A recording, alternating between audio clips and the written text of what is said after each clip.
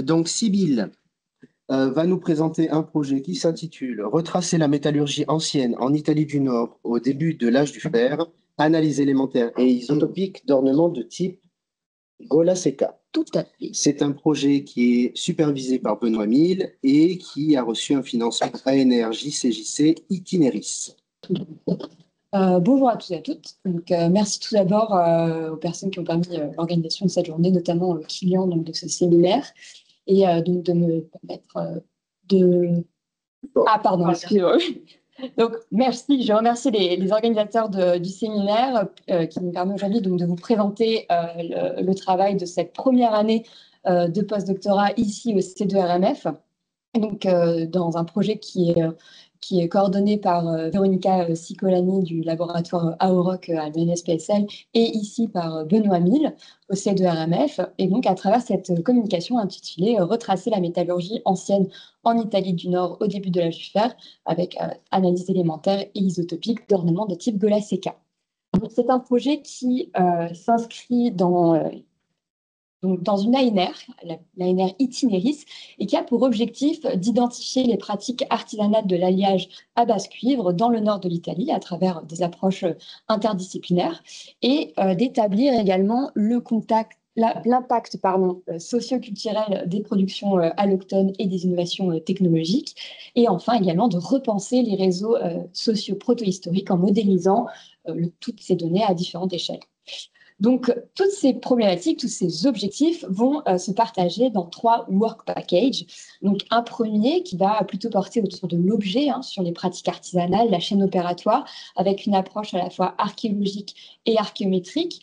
Et comme je le disais tout à l'heure, dans une démarche interdisciplinaire, mais également internationale, avec des collaborations avec les partenaires italiens également, les laboratoires italiens qui vont effectuer également ce travail sur les collections des musées en Italie.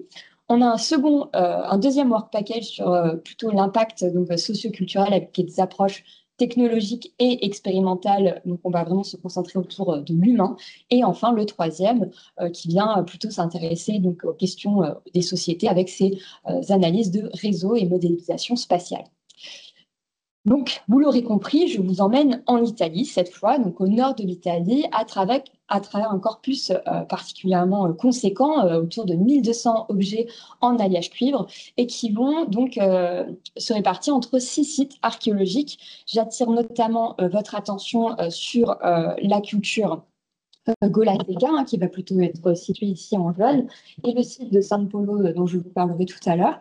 Et donc, ces 6 sites vont se partager entre 3 cultures. Donc, la culture Gola Seca, les cultures de Ligurie et au nord également du Piémont. En ce qui concerne les datations, donc, nous sommes plutôt autour du 6e, 5e siècle avant notre ère, donc sur l'ensemble de ce corpus. Et donc ici, parmi tout ce corpus, on a 187 objets qui sont issus des collections du musée de Saint-Germain-en-Laye, d'archéologie nationale de Saint-Germain-en-Laye, avec 59 objets qui proviennent du site de San Polo, 128 du site de Gola Seca. Et donc, ce sont ces objets qu'on a sélectionnés ici pour les études menées au C2RMF, donc pour venir faire plusieurs observations macroscopiques, microscopiques, mais également venir sélectionner 76 objets pour plusieurs analyses, donc par exemple quelques métallographies pour venir répondre à quelques questions, mais également des analyses chimiques et isotopiques sur lesquelles je reviendrai. Donc, au cours de cette première année de postdoctorat, nous avons ici réalisé au C2RMF plutôt des études qui concernent les 2 premiers work packages, donc avec la question des pratiques artisanales et chaînes opératoires. On va venir s'interroger sur donc les analyses plutôt physico-chimiques avec la question de la composition de l'alliage, donc avec notamment l'ICPMS ici au C2RMF. On a également des analyses isotopiques qui ont été menées, qui vont encore également se poursuivre, notamment avec les musées, les laboratoires italiens. Donc, ils vont plutôt répondre à des problématiques sur la signature géochimique du métal, avec toutes ces questions sur les ateliers, les sites d'approvisionnement. On a également des examens métallographiques qui ont été menés, ainsi qu'une caractérisation des matériaux constitutifs des décors. Donc, je reviendrai un peu plus tard tout à l'heure. je suis désolée, l'affichage ne me permet pas de voir toute la diaporama. J'espère qu'en ligne, ça ira. Mais en tout cas, pour ces examens de caractérisation de matériaux, ça va être plutôt des spectroscopies XRF et Raman qui ont été employées. En ce qui concerne le deuxième work package, ça va être, donc, comme je le disais tout à l'heure, l'étude des impacts socioculturels avec des approches technologiques et expérimentales, avec cette fois des observations macroscopiques, microscopiques des surfaces, où on va venir chercher à identifier les traces laissées par les artisans, les traces d'outils par exemple sur les objets. Et donc pour cela, on va bien sûr utiliser donc, nos yeux, mais également des photographies, la loupe binoculaire pour venir voir à une échelle un peu plus importante. Et on a également de l'imagerie 3D des surfaces, comme des scans 3D, l'IROX par exemple, ou encore la RTI, qui vont nous permettre d'identifier au mieux ces traces qui parfois sont vraiment très peu visibles finalement à l'œil nu et en loupe binoculaire. Et enfin, bien sûr, on va faire appel à des outils comme l'imagerie X par radiographie et tomographie qui vont nous permettre également d'identifier des éléments qu'on n'aura pas pu voir avec les méthodes précédentes. Donc, je vais vous présenter au cours de ce séminaire quelques exemples, et notamment le cas des fibules, pour vous montrer un peu le pouvoir qu'a cette approche multi-analytique et comment, en croisant tous les résultats ou les différents résultats, on va pouvoir répondre à différentes questions. Par exemple, avec cet exemple de fibule Certosa, on est venu un peu s'interroger sur cette partie, à savoir est-ce qu'il y avait du martelage ou non. Et donc pour cela, on a réalisé un petit prélèvement pour une analyse métallographique. Et c'est vraiment donc cette métallographie qui va nous permettre d'identifier, donc bien sûr à la fois un alliage de type bronze cuivre éteint, avec également ces structures d'état brut de poulet. On va voir notamment avec ces zones un peu claires qui vont se dessiner, qui vont dessiner parfois des dendrites, des structures dendritiques dans notre métal. On a également quelques sulfures de cuivre et l'analyse MEB-ODS nous a permis également de constater des petites inclusions de plomb métallique dans notre fibre. Là, on a pu répondre à cette question de martelage ou non. Un autre exemple un peu plus complexe, donc une fibule de type serpentiforme, une très belle pièce du musée de Saint-Germain-en-Laye. Donc ici, on va plutôt commencer à regarder l'objet à plus fort grossissement, à la loupe binoculaire. On va pouvoir identifier plusieurs traces laissées par le travail à la cire perdue, avec des traces des traces laissées donc, sur les décors qui sont tracés d'abord à la cire sur le modèle en cire et qu'on va retrouver sur le modèle qui est coulé, donc le modèle final. Et on a également, avec l'IROX, pu faire des mesures de ces décors, de ces traces laissées par les outils.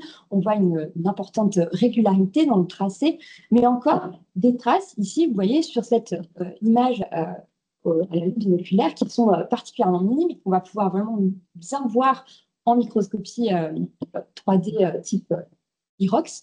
Et on voit vraiment ce travail minutieux, notamment de finition, et qui nous complexifie bien sûr la tâche pour venir chercher ces petites traces laissées, mais qui, grâce aux outils ici, au C2RMF qui sont présents ici, nous permettent vraiment de mieux les identifier. On a également la question du disque. Alors ce disque, voilà, on s'est beaucoup interrogé. On a mené bien sûr les mêmes observations, c'est-à-dire à fort grossissement. On va observer à certains endroits donc, des traces laissées par des râpes ou encore de tours, avec vraiment, encore une fois, un travail de finition particulièrement fin et minutieux. Alors pourquoi, me direz-vous, on s'est un peu interrogé sur ce disque? Eh bien parce qu'il se trouve que sur certains sites, on peut découvrir donc, des disques qui sont percés et isolés. Donc, qui pourraient laisser penser qu'on vient assembler ce disque dans un deuxième temps sur la fibule, mais il existe également des pièces qui semblent être faites d'une même pièce. Donc il y a eu un peu cette question, est-ce que ce disque vient dans la pièce finale en une fois ou est-ce que c'est un assemblage secondaire? Je vous ai mis également cet exemple où on a eu deux prélèvements qui ont été réalisés dans l'arc et le disque et qui ont révélé un alliage de composition différente, avec notamment un enrichissement au plomb pour la partie du disque. Alors si on revient sur notre fibule, donc les observations menées en microscopie par loupe binoculaire ne nous a pas permis d'identifier un potentiel assemblage, donc on vient interroger cette fois la radiographie et également la tomographie. Et la tomographie, donc, pareil, ne nous a pas révélé un quelconque trace donc pas de section bien définie. Donc ici, vous avez une vue Donc, c'est comme si on vient couper, on vient rentrer au cœur de l'objet pour chercher donc, toutes ces questions d'assemblage. Ici, donc, on est venu couper, entre guillemets, donc la zone de la fibule, ici, le disque en deux, pour voir pareil si on voit peut-être un métal, un ajout qui vient permettre d'effectuer des soudures, par exemple, ce genre de choses. Donc là, on n'a rien observé. On attend cependant donc, une dernière analyse qui est l'analyse de la composition du disque pour voir si on va peut-être avoir un autre alliage. En tout cas, les deux premiers prélèvements qui ont été menés ont révélé une composition en cuivre éteint relativement similaire. Mais attention, ce n'est pas parce que si on obtient la même composition au niveau du disque qu'il n'y a pas d'assemblage. Ça permettra peut-être de nourrir une hypothèse sur la fabrication de cette fibule, mais je vous montre avec ce deuxième cas pourquoi je parle de cette histoire de composition. Ici, des fibules de type Sanguisuga. Donc pareil, on vient mener des observations un peu poussées à fort grossissement pour identifier encore une fois un travail à la cire perdue, toujours cette régularité, ce soin apporté par les artisans. Et on a également fait 3 prélèvements ici qui ont révélé un alliage de même composition, quelle que soit la zone de la fibule prélevée. Donc, on est venu un peu s'y s'interroger quand même en radiographie parce que ici, on avait quand même une suspicion d'un assemblage et en effet, la radiographie nous a permis de voir cet assemblage donc ici de l'ardillon qui vient s'insérer dans l'arc. Donc là, il faut imaginer, si vous voulez, que vous avez l'ardillon dans un premier temps et on vient couler la fibule par-dessus cet ardillon qui va provoquer cet assemblage. Bon, jusqu'ici, on se dit, d'accord, très bien. Mais à nouveau, la tomographie va nous permettre, encore une fois, entre guillemets, de couper cet objet en deux et de venir regarder au cœur. Et c'est grâce à la tomographie ici, qu'on a réalisé au C2RMF, qui nous a permis d'identifier un autre assemblage ici. Donc, si je reprends mon affaire de couler, donc il faut imaginer un ardillon sur lequel on va couler la fibule. Et ensuite, vous allez avoir cette partie ici, donc le porte-ardillon, qui va venir, donc on va venir ajouter ce petit anneau mobile. Et l'hypothèse serait qu'on vient couler dans un deuxième temps le pied de la fibule et qui expliquerait donc cet assemblage ici. Donc, je l'aurais compris, tous ces résultats, on ne va pas forcément appliquer pour un objet l'ensemble de ces analyses. C'est vraiment, on vient interroger l'objet, interroger ses hypothèses de fabrication, de confection des différents objets. Et on va, pour cela, utiliser une approche multi-analytique, que ce soit pour cette fibule Certosa dont je vous ai parlé, qui, grâce à la métallographie, a confirmé une structure coulée, ou encore la fibule serpentiforme, où on a pu observer un travail important effectué à la cire perdue. Mais on poursuit encore sur les hypothèses donc, de confection du disque actuellement. Et enfin, cet exemple également de fibules Sanguisuga qui, malgré un alliage similaire, quelle que soit la zone prélevée, a révélé donc 2 assemblages réalisés pour ce type d'objet, en tout cas pour les objets qu'on étudie ici. En ce qui concerne donc les perspectives et travaux en cours. Donc, vous l'aurez compris, je le redis encore une fois, c'est vraiment cette approche multi-analytique et le croisement de tous ces résultats qui va permettre d'améliorer la compréhension des savoir-faire, des traces de fabrication et d'affiner les hypothèses sur les méthodes et les outils des artisans, ce qui va permettre in fine, donc, de faire une standardisation, de localisation, une modélisation de ces marques de surface, de créer finalement un référentiel de quelle marque on va observer sur quelle partie d'objet, de quel type d'objet, et au final créer une archive numérique durable et détaillée.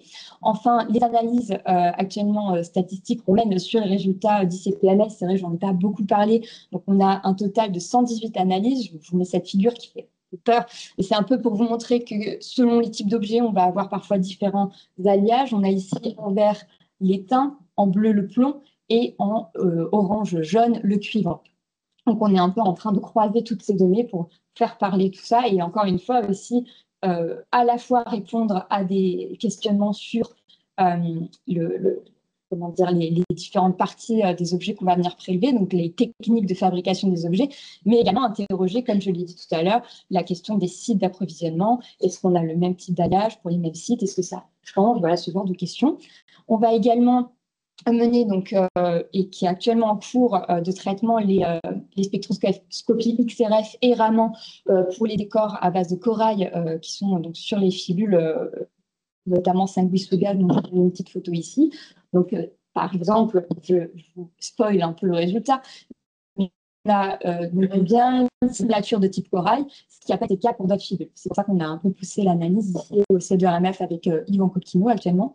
Et enfin, on a bien sûr un volet expérimentation qui est en train d'être un peu monté et travaillé. On va venir tester certaines hypothèses qu'on a pour des questions un peu plus complexes de certains objets. Et enfin, une valorisation du projet à travers plusieurs conférences. Il y a déjà eu donc, le GMPCA cette année. On a également à la fin du mois une conférence, donc la SMEA, fin octobre en Allemagne pour venir présenter les premiers résultats, des articles bien sûr, mais également la mise en place d'une base de données où on va intégrer l'ensemble de ces résultats à la fois franco-italiens, donc vraiment croiser tous les résultats de toutes les institutions qui font partie du projet et enfin mener, on espère, donc une exposition pour venir valoriser le travail des différentes institutions. J'aimerais remercier ici toutes les personnes de C2RMF, bien sûr, les directions et co-directions pour leur accueil de ce projet qui a pu du coup avoir lieu. Il nous reste encore une petite année pour terminer. Remercier bien sûr les personnes qui nous ont aidés dans l'acquisition des différentes données, dont je vous ai mis la liste ici. Enfin, n'hésitez pas à suivre le projet si vous souhaitez. On a plusieurs sites et liens qui vous permettent de suivre l'actualité du projet. Et si vous avez différentes questions, n'hésitez pas. Ok, voilà, c'est formidable. Ah non, c'est bon, voilà, merci pour votre attention.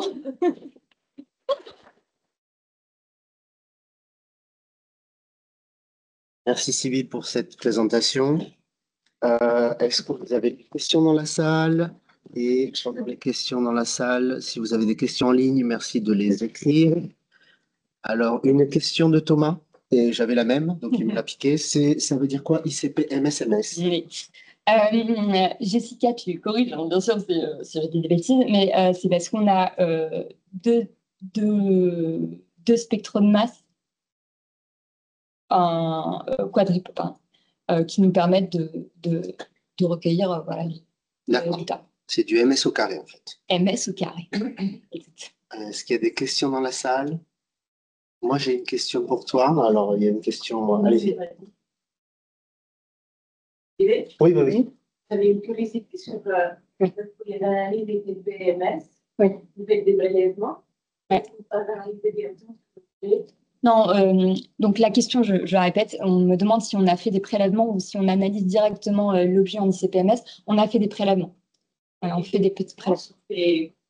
On a, donc les prélèvements sont réalisés avec des petits forets.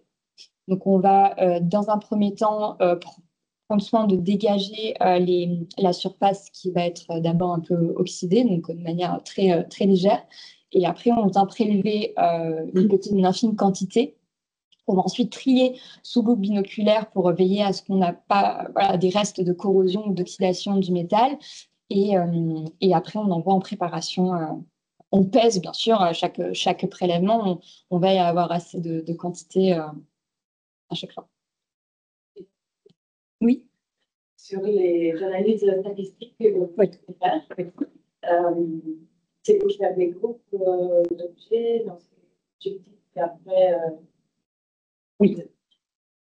Parmi d'autres, mais oui, il y a notamment cette question de voir un peu à la fois comment est-ce qu'on a des groupes d'objets en effet, que ce soit pour un site, mais aussi entre les sites, parce qu'il faut savoir que c'est une zone géographique qui, pour ces périodes, communique énormément entre eux. Donc, on sait en archéologie qu'il y a vraiment beaucoup d'échanges à ce moment-là. Et donc, la question, c'est un peu de voir si ça se voit, entre guillemets, sur le jeu de données statistiques. Il y a également la question du métal d'approvisionnement, donc voir un peu si on a le même type de matière première ou non. Enfin, voilà, c'est un peu plein de questions, mais l'idée, c'est effectivement d'interroger les groupes, mais ceux à différentes échelles, que ce soit l'objet, les sites, et à une manière beaucoup plus large. On va se concentrer plutôt sur les éléments de trace. On a notamment, je peux dire maintenant un peu en spoil, mais on a identifié effectivement certaines impuretés qui ont l'air d'avoir un certain poids statistique sur les données qui permettent peut-être de voir certaines corrélations. Je ne sais pas, Véronica, si tu veux ajouter. fait, on va justement travailler à différentes échelles. Donc, avec Thomas, qui va participer dans la modélisation. Mon idée, c'est plutôt qu'on commence à travailler déjà par un groupe chimique. Voir ce que ça va en demandant des sites et des objets. On va voir le comportement à modéliser, identifier des tendances, s'il y en a, ou une homogénéité, parce que ça peut renvoyer à des pratiques, à des traditions qui ont été véhiculées, spécificités. Et ensuite, on va rajouter ça pour chaque partie de l'objet. Ensuite, on va les regrouper par type et variante. Type et variante, par famille, et les familles vont être remises en contexte archéologique. Et de là, après, on va au niveau suprarégional. C'est un emboîtement. On va faire progressivement, ça va prendre du temps. Je ne pense pas qu'on va terminer avant la fin administrative du projet. Mais on va essayer de présenter une première étape dans un seul travail qui est en cours en Alliance. Et ça sera mis en vis-à-vis. Enfin, là, c'est le moment où on va travailler tous ensemble. Parce qu'on travaille aussi avec les laboratoires de Paris. Donc, il y a géosciences qui sont occupés du tout gros volet isotopique. Ouais, actuellement, voilà. Et avec Turin, qui peut procéder également au tourment et radio le mobilier. Donc, on peut croiser toutes les informations en ayant des protocoles qui sont soit identiques, soit complémentaires, ce qui donne la richesse du projet. C'est une bonne méthodologie de comparer différentes approches. Super. J'ai une petite question de néophyte auquel tu as peut-être déjà un peu répondu, mais à quel point la corrosion sur tes objets et leur état de conservation est un frein ou une difficulté pour tes analyses? Pour le coup, ça ne l'a pas trop été parce qu'il y a eu aussi un soin dans la sélection des objets qui ont été analysés, bien sûr. Là où on peut avoir quelques difficultés, notamment dans l'identification des traces et les prises de vue, ça va être plutôt les produits de restauration. En fait, on est sur ici, donc au musée de Saint-Germain-en-Laye, une grande partie du corpus a été donc, restaurée. Donc en soi, on a quand même des objets qui sont plutôt bien conservés. Vous avez vu quelques belles pièces. Mais ce qui est sûr, c'est qu'on a, par exemple, tenté quelques analyses avec le PIC à Aglaé. Et on est très vite confronté effectivement à ce souci où même s'il y a une fine couche de corrosion, la corrosion, elle va s'enrichir en différents éléments, par exemple le plomb ou l'étain, ce qui vient finalement fausser la composition de l'alliage. Donc, c'est si on vient uniquement faire des analyses de composition de surface, que là, ça va être un frein, mais ce qui n'a pas été le cas pour nous, parce que via les métallos, c'est pareil, on peut avoir une composition par le même EDS qui est plutôt correcte. Et donc, ça n'a pas trop été un... Je dirais plutôt les produits de restauration qui font beaucoup de reflets, mais on arrive à pallier avec toutes les techniques. Donc, D'accord. on retombe sur nos pieds. Super. Donc, on remercie Sybille.